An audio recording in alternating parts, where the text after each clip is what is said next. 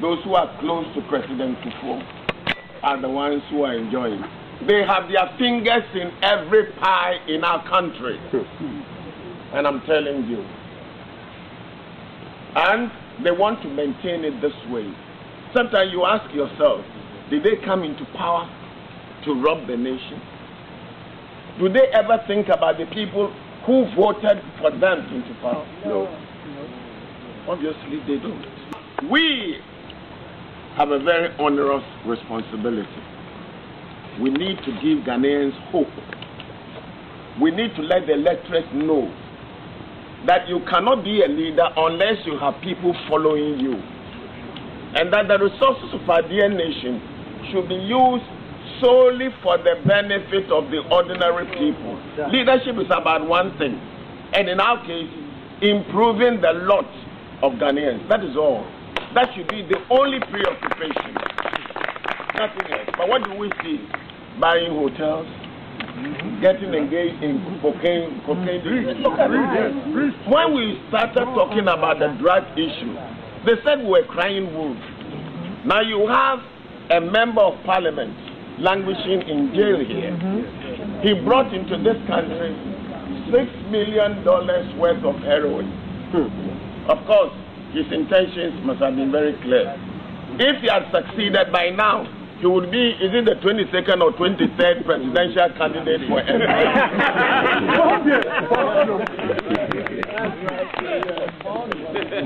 We had by-elections in his constituency in Kranza, and we had heard stories of how he pumped money into that area. Now, there is only one thing we worship in Ghana, that is money. So sad. It doesn't matter how you acquire it.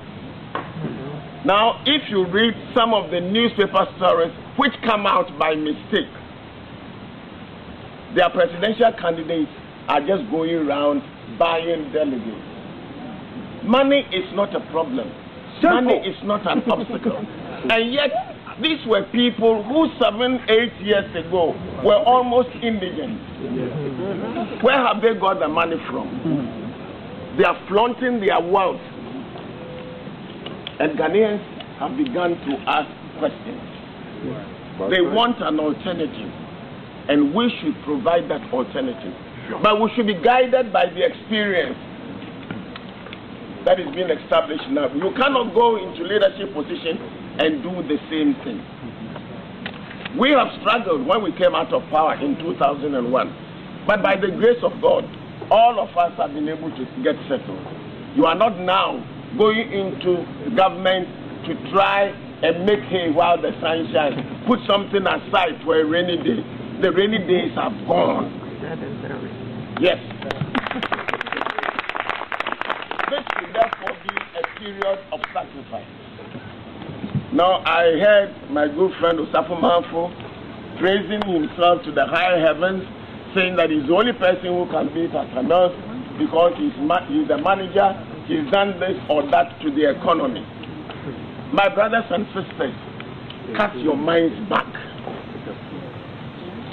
When the PNDC came into power, our economy was recording what? Negative growth. All the structures had collapsed. More than 3 million Ghanaians left Ghana. Toilet roll was a luxury at the time.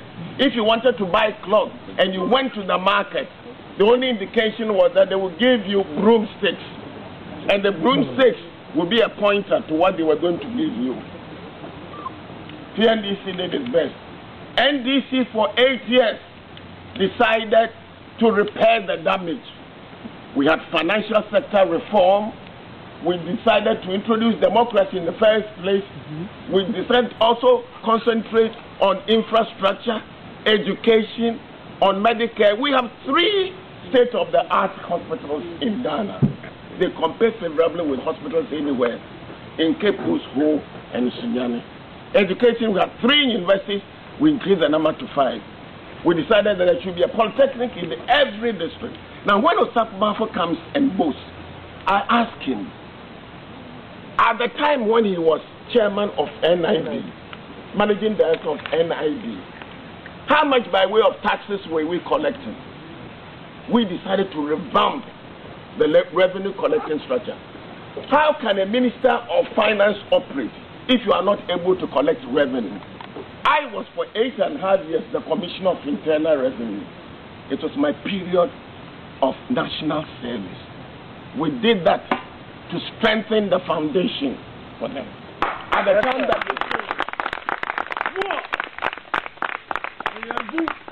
now, this is one government which has enjoyed more resources than any other government. And they have not been able to account for the resources. And you know the reason why